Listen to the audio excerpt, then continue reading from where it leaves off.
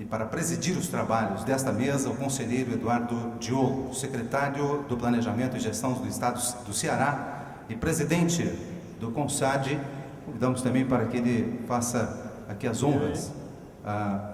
Gostaríamos de convidar para que tome assento juntamente com o conselheiro o excelentíssimo senhor Antônio Augusto Junho Anastasia, governador do Estado de Minas Gerais. Por favor. Convidamos igualmente a secretária de Estado de Planejamento e Gestão, também do Estado de Minas Gerais, secretária Renata Vilhena. Senhores, por favor, queiram tomar os lugares no palco, por gentileza. Com a palavra, o presidente dos trabalhos.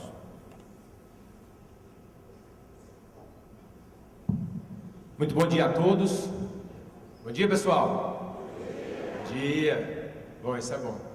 Bom, a gente está hoje aqui iniciando o nosso segundo dia do 5º Congresso CONSAD, com muita alegria. É uma honra para a gente poder receber o governador Anastasia, governador de um importantíssimo estado do Brasil, que é o estado de Minas Gerais.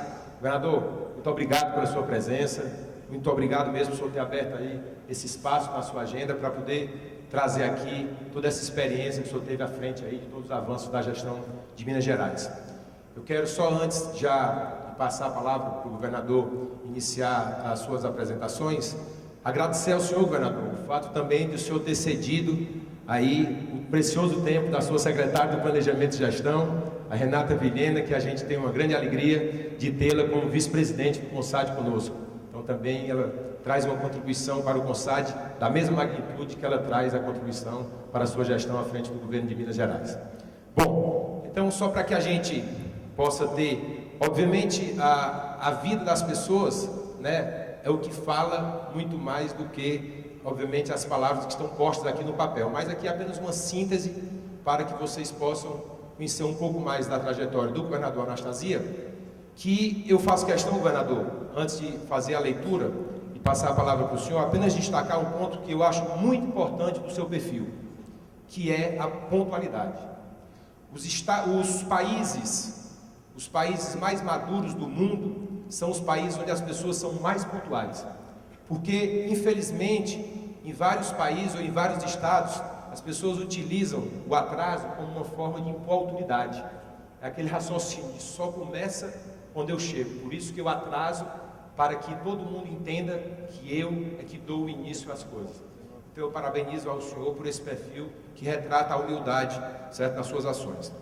Bom, então o governador Antônio Augusto Junho Anastasia é bacharel em Direito pela Faculdade de Direito da Universidade Federal de Minas Gerais, onde também obteve o título de mestre, e é professor licenciado de Direito Administrativo, servidor de carreira da Fundação João Pinheiro, exerceu as funções de assessor da 5ª Assembleia Constituinte do Estado de Minas Gerais. No Magistério Superior, lecionou na Faculdade de Direito Milton Campos. Exerceu no Governo do Estado de Minas Gerais os cargos de secretário adjunto de Estado de Planejamento e Coordenação Geral, secretário de Estado de Cultura, secretário de Estado de Recursos Humanos e Administração e de presidente da Fundação João Pinheiro. Na esfera federal, exerceu os cargos de secretário executivo dos Ministérios do Trabalho e da Justiça. No primeiro mandato do governador Aécio Neves, exerceu o cargo de secretário de Estado de Planejamento e Gestão e de secretário de Estado de Defesa Social. Em 2011, assumiu o governo do Estado de Minas Gerais. E agora, a palavra está com o senhor, governador. Por favor.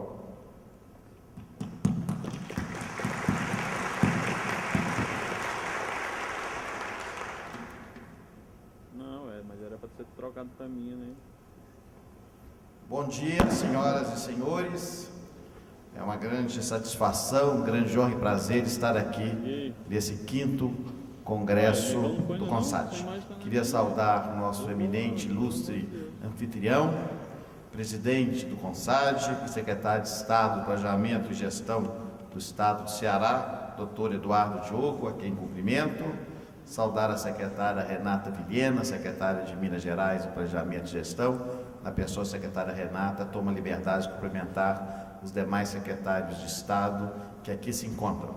Faço um cumprimento a todos os participantes do Congresso, servidores dos estados, do governo federal, das prefeituras, especialistas, professores, acadêmicos, todos que aqui se encontram nesse grandioso evento. Me permitam saudar também o eminente deputado federal Marcos Pestana, de meu estado, aqui presente, conhecedor e entusiasta dos assuntos que são aqui debatidos. Meu caro presidente Diogo, eu primeiro quero agradecer o convite que foi formulado para estar aqui nesse congresso. Primeiro, me permitir rememorar e reencontrar tantos amigos que vou mencionar ao curso aqui de minha palestra. Mas o fundamental é que me permitiu voltar um pouco no tempo e me lembrar que em 1994, ou seja, quase 20 anos atrás, exerci o cargo de secretário de Estado de Administração do governo de Minas Gerais, quando o governador Dr. Hélio Garcia.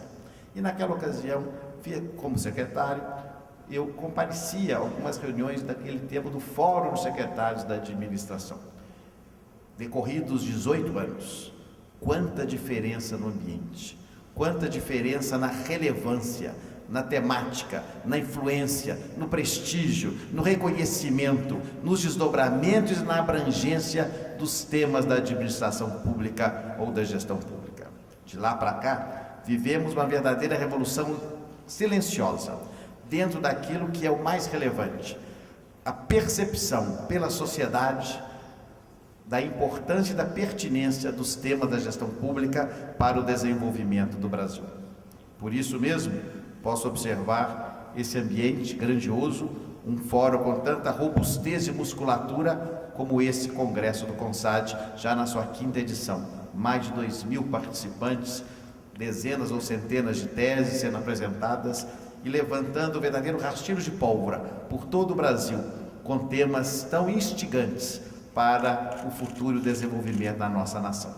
Isso é muito importante, porque entre nós, falo sempre e não canso de repetir, peço até escusas àqueles que já assistiram intervenções minhas, porque muitas das ideias acabam sendo repisadas, mas são fundamentais para tanto, que durante muitas décadas no Brasil, lamentavelmente, nós ficamos completamente à margem da relevância dos temas da questão pública entre nós. A gestão pública no Brasil foi o patinho feio. Quando eu era o secretário da administração, no início da década de 90, o secretário da administração dos governos estaduais era um secretário desconhecido, desprestigiado, não tinha voz nos comandos principais da administração. Os próprios governos estaduais daquela época, e mesmo municipais, e outro dizer até esfera federal, encaravam a administração pública como algo bolerenta, antiquada, esclerosada, que cuidava muito mais de escaninhos e de registros de pessoal, quanto muito. Não havia qualquer vontade de inovar, de ir avante, de respirar os ares que pelo mundo afora já existiam. Na realidade, podemos dizer que o grande avanço da gestão pública no Brasil ocorreu no século passado, ao final da década de 30, quando Getúlio Vargas criou o DASP. E de lá para cá, até o final da década de 90, pouca coisa avançou, ainda que tivéssemos, é claro, iniciativas louváveis, como a reforma gerencial na década de 60. Mas já pós-Constituição de 1988, e aqui me permita um parênteses, está aqui um parlamentar, mas é sempre triste constatar que a nossa Constituição Federal de 1988, a despeito de ser saudada, louvada, aplaudida como documento jurídico extremamente avançado, a Constituição Cidadã, ela claudicou, falhou em traçar e tratar dos assuntos da administração pública. Não foi inovadora, não foi corajosa, não foi ousada, ao contrário, foi temerária em não avançar, teve medo, talvez pelo fato de ser realizada, ou ser desenvolvida, ser implementada e redigida em um ambiente de reação ao governo ditatorial que tinha decorrido os últimos 20 anos, com uma certa, entre aspas, desconfiança do poder executivo.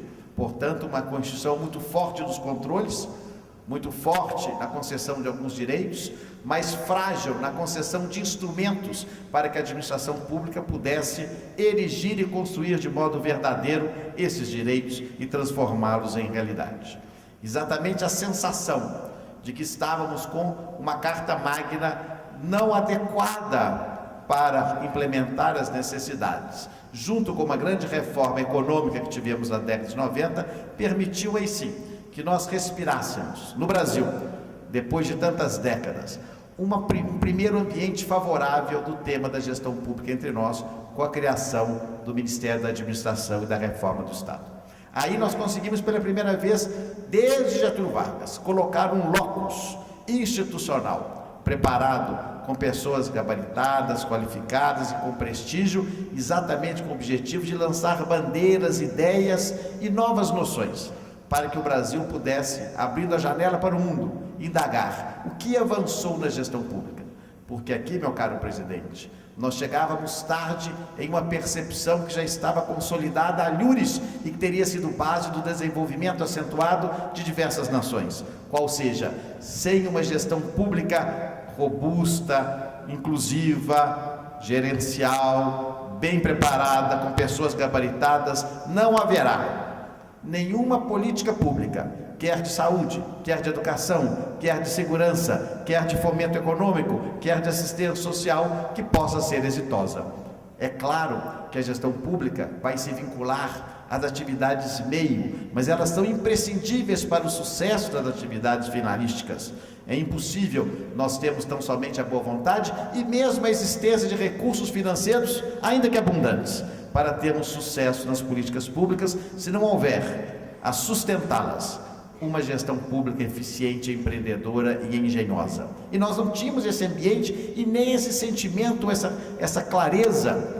E isso começou com a consolidação, portanto, do Ministério da Administração e Reforma do Estado, com o então ministro Bresser Pereira, e aproveito para louvar tantos e tantos a sua equipe que aqui encontro e reencontro, e que foram, na verdade, oficiais brilhantes daquele eminente Estado-Maior, do lançamento de ideias, de ações e de projetos, que renderam frutos muito garbosos e que estão hoje nos oferecendo sombra e apresentando resultados concretos à nação. Entretanto, a União Federal, já naquele tempo, como ainda é hoje, sempre repousou sobre um colchão de certo conforto.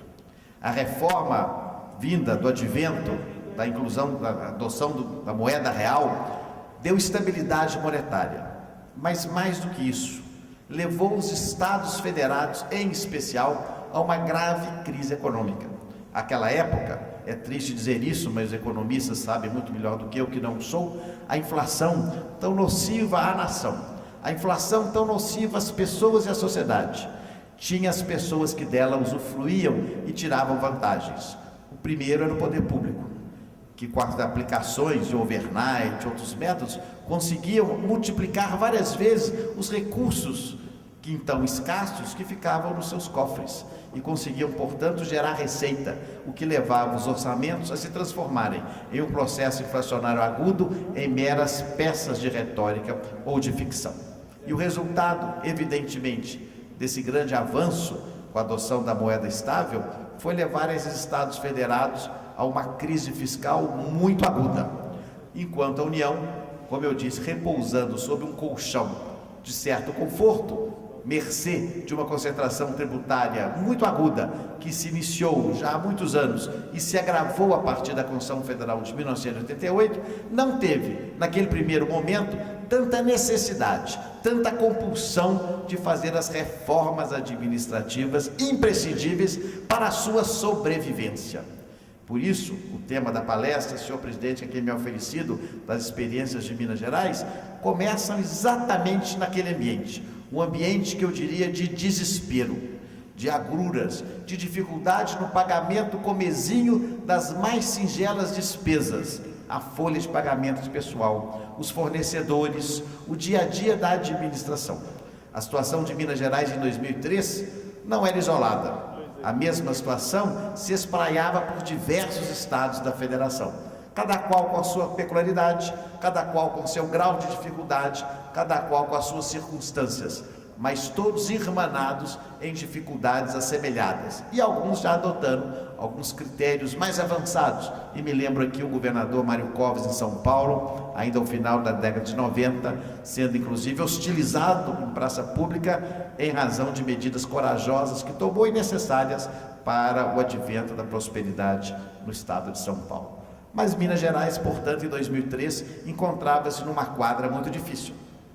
E aquele momento, além de dados objetivos delicados, vivíamos ainda um agravante, uma autoestima muito baixa, um sentimento de decadência, um sentimento de falta de opções, de oportunidades e, de fato, de falta de desenvolvimento, em razão de uma gestão pública que não conseguia responder à altura às demandas da própria máquina administrativa e, quanto mais, da própria sociedade.